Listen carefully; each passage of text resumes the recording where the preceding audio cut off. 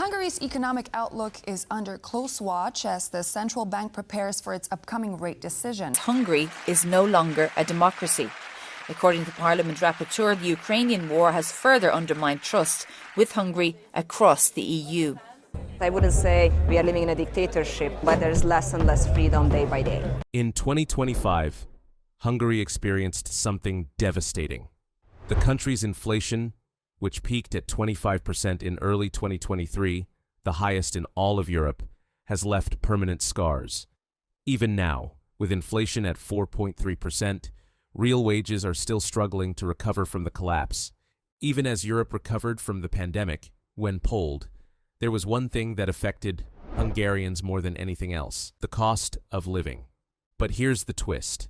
Over the last decade, Hungary has become something else entirely. The European Parliament declared in 2022 that Hungary can no longer be considered a full democracy. Young people are fleeing in record numbers, over 33,000 left in 2024 alone. EU funds added about 4% the GDP of Hungary. And now this money, part of this money is missing. This is one point. The EU has frozen over 19 billion euros in funds, with 1 billion euros permanently lost in 2024. And the dream of a stable European life is slipping away for millions. How and why did we end up here? This is the dark side of Hungary. Hungary sits in the heart of Europe, blessed with stunning architecture, thermal baths, and vibrant culture from Budapest to the countryside. The country looks like a fairy tale, but if you want to live here, it's easier said than done. Buying an average apartment in Budapest now costs over 162,000 euros. In early 2025, home prices in Budapest jumped 19.2% compared to the previous year, one of the fastest increases in all of Europe. Meanwhile, the typical Hungarian household earns about 1,033 euros after taxes. When you compare these salaries to housing costs, it's obvious that most Hungarians can't afford to buy a home. Now, some might argue this is only a Budapest issue, but that's just not the case. Since 2020, housing prices across Hungary have surged. In cities like Debrecen, Szeged, and Pécs, prices have increased dramatically, while wages grew by less than half that rate. Home ownership is becoming less and less attainable for many Hungarians, especially young Hungarians. According to research, 85% of all Hungarian immigrants are below the age of 40, and 33% have at least a degree. They're voting with their feet. But what if you just want to rent? Surely you can find a decent place to rent. Sadly, no. Median rents in Budapest now range from 400 euros to 700 euros per month for a one-bedroom apartment. In a city where the minimum wage is 740 euros per month, this means rent alone can consume your entire salary. Historically, Hungarian rental rates increased at a reasonable amount per year. However, since 2020, rental prices have skyrocketed by over 8% annually. People are caught between a rock and a hard place, trying to pay 2025 rental prices with wages that haven't kept up. And this would all be manageable if people could actually find a place to live. The demand for rental units is insatiable. Every rental application is met with dozens of competing applications. The dream of working hard to afford a comfortable life is slowly fading, and hard-working, honest Hungarians are left feeling hopeless. All of this begs the question, why is real estate out of control? In 2022, something catastrophic happened to the Hungarian economy. Inflation exploded to levels not seen in decades. By January 2023, Hungary reached 25% inflation, the highest rate in Europe, surpassing every other EU nation.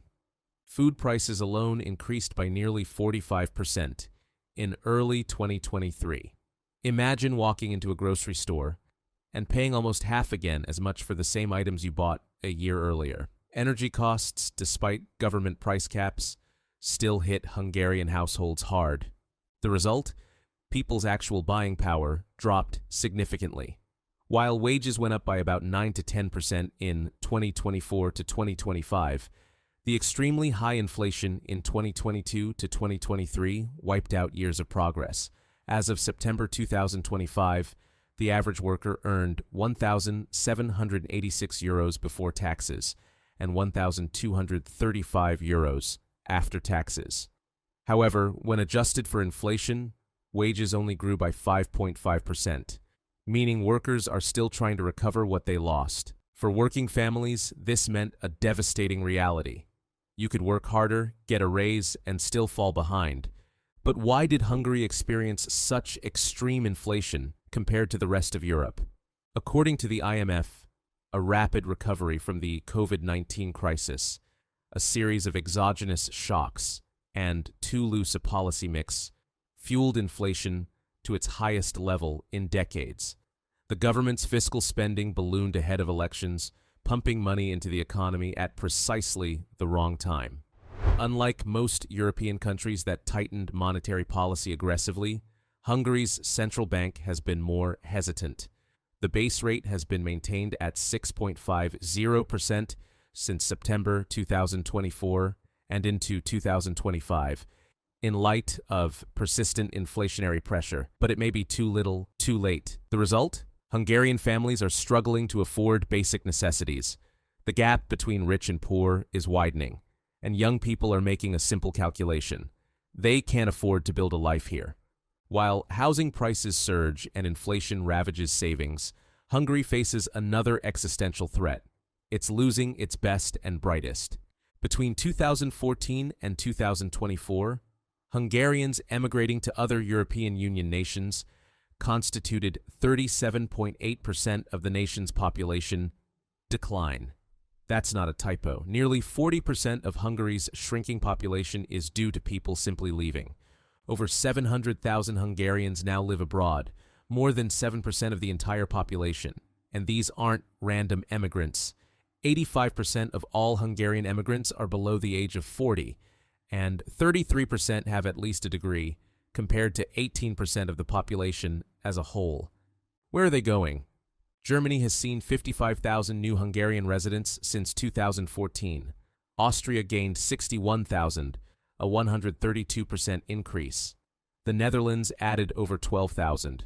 These are Hungary's doctors, engineers, teachers, and scientists, taking their talents to countries that offer better wages, better working conditions, and, importantly, better political climates. The data is even more stark when you look at students. Between 2013 and 2022, bachelor's students from Hungary attending university in the EU increased by 83.5% to more than 6,400. The number enrolled in master's programs rose by 36% to more than 4,000. The consequences are devastating. Labor shortages are crippling businesses. Innovation has stagnated, and the future looks increasingly bleak as the most talented young people conclude they have no future at home. But housing costs and inflation aren't the only reasons people are leaving. There's something deeper, more fundamental, driving Hungarians away: the erosion of democracy itself.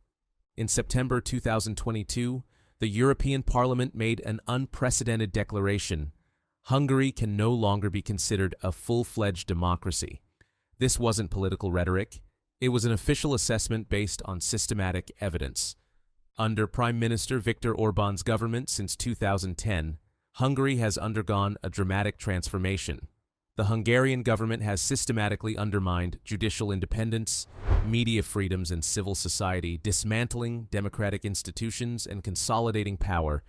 The judiciary, politicized through court packing and the manipulation of case assignments; the media, dominated by government-friendly outlets, with independent journalism under constant pressure; civil society, facing restrictive laws that make it nearly impossible for NGOs to operate freely.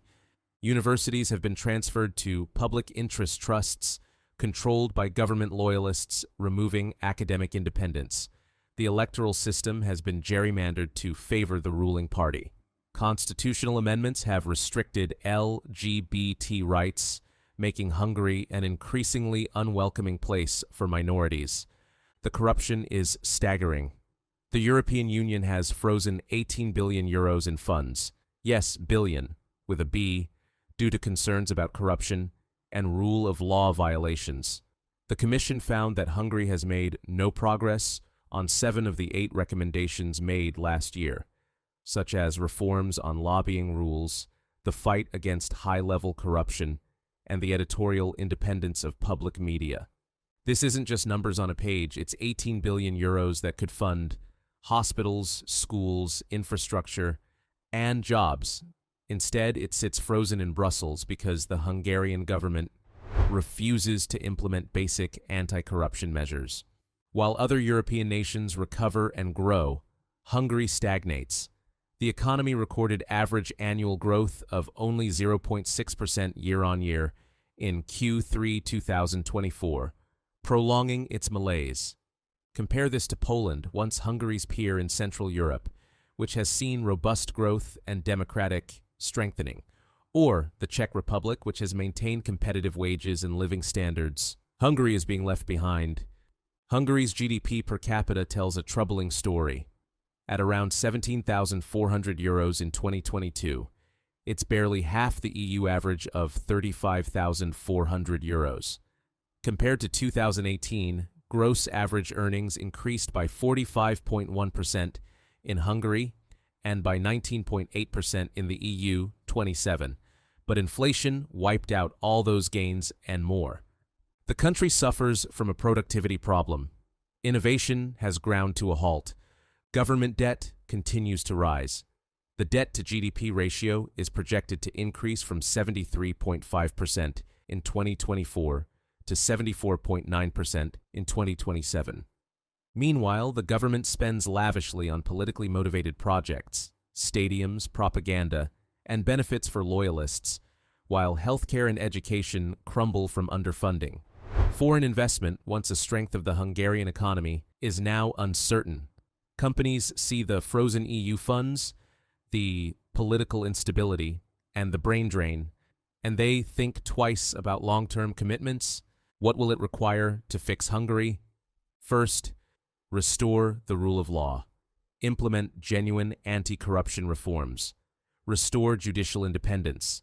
Unlock the 18 billion euros in frozen EU funds by actually meeting the conditions, not through performative legislation. Second, invest in the future, not the past. Stop building stadiums and start funding universities. Create incentives for innovation and entrepreneurship. Make Hungary a place where young people want to build companies, not flee from. Third, address the cost of living crisis. Stabilize inflation through responsible monetary and fiscal policy. Invest in housing construction. Make it possible for young families to afford to live in their own country. Fourth, restore democratic norms. Protect media freedom. Strengthen civil society. Ensure free and fair elections. Make Hungary a democracy in fact, not just in name. Fifth, make Hungary attractive again. Young Hungarians don't leave because they hate their country. They leave because they can't build lives there. Create economic opportunity. Protect rights and freedoms. Build a society where talent is rewarded and hard work pays off. The government has spent 3.5 million euros on programs to lure immigrants back home. But money can't solve problems that the government itself created.